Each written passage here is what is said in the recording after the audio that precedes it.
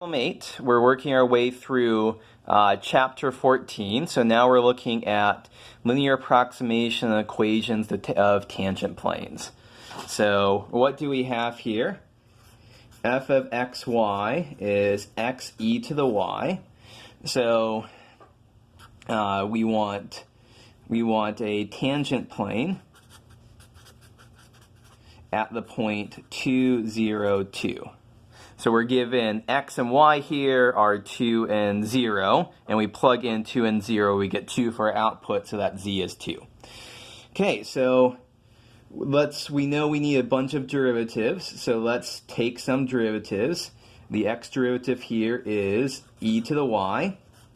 The y derivative here is x e to the y. The x derivative at 2, 0 is e to the 0 is 1. The y derivative at 2, 0 is 2 times e to the 0 is 2. And so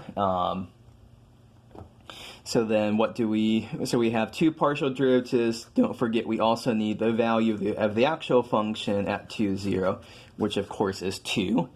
It's given right there by the z value. So our equation of the tangent plane is z is equal to f of 2, 0 plus fx of 2, 0 times x minus 2 plus fy of 2, 0 times y minus 0. Plugging in, what do we have here? Z is equal to 2 plus the x derivative there is 1 times x minus 2. Plus the y derivative is 2 there times y minus 0. So z is 2 plus x minus 2 plus 2y. So there's our equation of the tangent plane. And so now it says use it to, we are going to use our work to find an approximation to f of 2.1 and 0.2. So let's plug in. Plug in, x is 2.1, y is equal to 0.2, and so we see here that answer is 2 plus 2.1, minus 2 plus 2 times 0.2, which that is, so 2 plus 0.1 plus 0.4 is 2.5. And so what we're doing here, we were approximating f of 2.1 comma 0.2. So we can use our tangent plane equation to also approximate values here.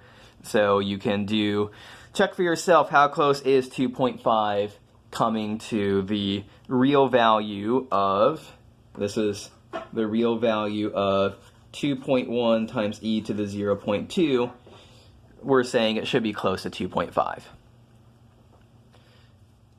Let me make sure everything is visible on screen there. My apologies. Okay, so that is problem number 8. Problem number 9. Find the derivative of some function of a couple of variables at this point in the direction of this vector. So that means we're doing directional derivative, which means gradient time. So our first 14.5 problem. Remember I said there's lots of gradient problems that I can ask you about. There's lots of gradient problems I can ask you about that most of them don't have the word gradient in them.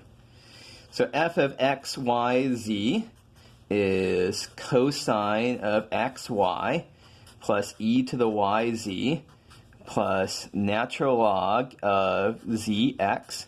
So before I do anything else, let's go ahead and find the gradient, and then we'll figure out what to do with the gradient.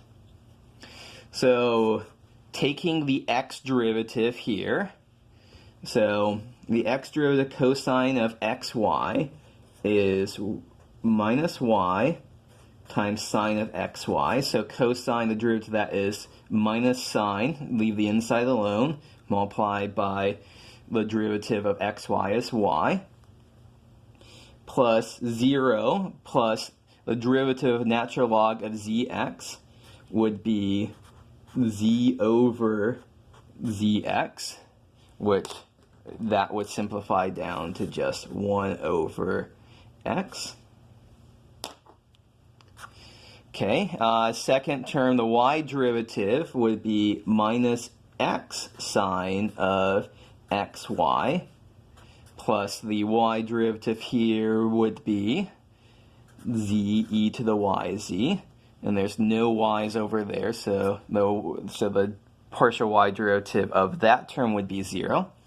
Now the z terms here, the z partial derivative, y e to the yz would be the z partial derivative of that, plus x over zx, and that would simplify down to 1 over z. So there is our gradient, but we're being asked particularly at a particular point here, p naught is 1, 0, 1/2. So the gradient of f at 1, 0, 1/2. So what's that going to be? Plug in y at 0, so minus 0 times who cares, plus 1 over 1, then minus 1 times sine of 1 times 0, plus 1/2 times e to the 0 times 1/2, and 0 times e to the 0 times 1/2 plus 1 over 1/2. And that simplifies all the way down to 1. That's a 0 plus 1/2 times 1 is 1/2. 0 plus 1 over 1/2 is 2. So our gradient is going to be 1, 1/2, and 2. The gradient evaluated at this point. So at this point now, we have to take a look. We want to figure out a directional derivative. So our direction is I plus j minus 2k. So the direction is v is I plus j minus root 2k. 1, 1 minus root 2. This is not a unit vector. Remember, whenever we're doing directional derivatives, we always have to take the magnitudes to divide out by that, turn it into a unit vector. So the magnitude here is square root of 1 squared plus 1 squared plus minus root 2 squared. So that looks like 1 plus 1 plus 2. Square root 4 here is 2. So our direction vector is going to be 1/2 divided by the magnitude of the vector we just found times 1, 1 minus root 2.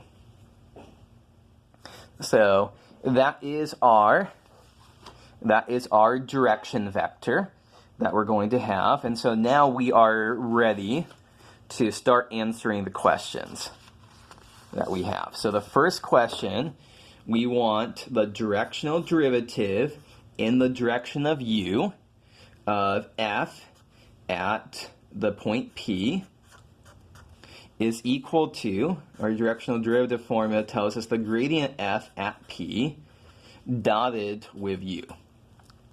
So here's the gradient f at our point, here's the u vector, so we're just going to take the dot product of 1, 1/2, and 2, dot product with 1/2, 1/2 minus root 2 over 2. So when we do that dot product calculation, what do we get? 1 times half is 1/2, 1/2 times 1/2 is 1/4, and then minus root 2. So our answer here is 3/4 minus root 2. So that is our first answer here. We found the directional derivative of our function of 3 variables in the direction of this vector. How at this particular point. How did we do that? We took the gradient we plugged in the point, and we applied our directional derivative formula, which involves a dot product of the gradient at that point with a unit vector in that direction. So don't forget to change this into a unit vector.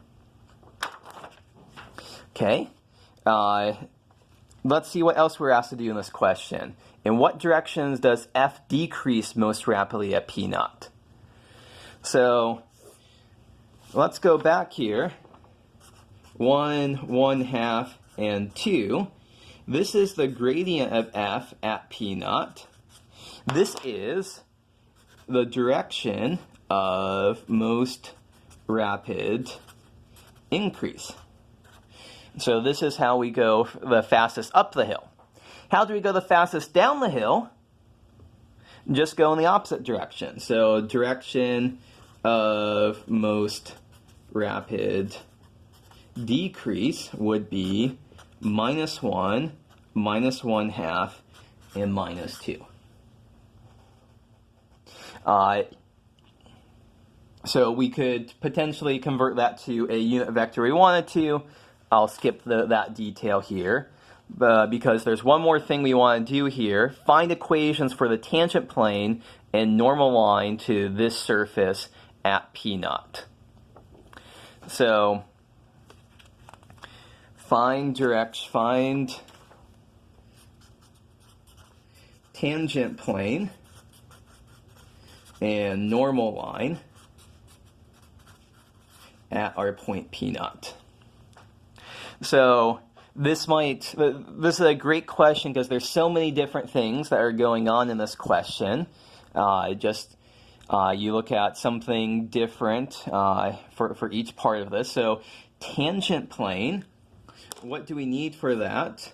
Point and normal vector. So our point is, once again, what was that point? 1, 0, 1/2.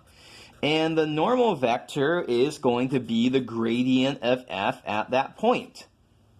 Remember, so the gradient is perpendicular to level curves and level surfaces. When we're being asked here, f of x, y, z is 2 minus natural log 2. That's a particular level surface here. So the gradient gives us a normal vector. So what was our gradient? 1, 1/2, and 2. So point and normal vector means our tangent plane equation is 1 times x minus 1 plus 1/2 times y minus 0 plus 2 times z minus 1/2 is equal to 0. So there's our tangent plane equation. For a normal line, let me explain what that's asking for here. So we have some surface, and so at this particular point p naught here, we just found a tangent plane. But we could find a normal line, not just a normal vector. A normal line is nothing more than a line that's normal to the plane that goes through this point. And how do we parameterize a line? R of t is, what's our initial point? 1, 0, 1/2, plus our direction vector is 1, 1/2, and 2. So there's a line, a parametric form of a line here that is normal to our tangent plane at that point.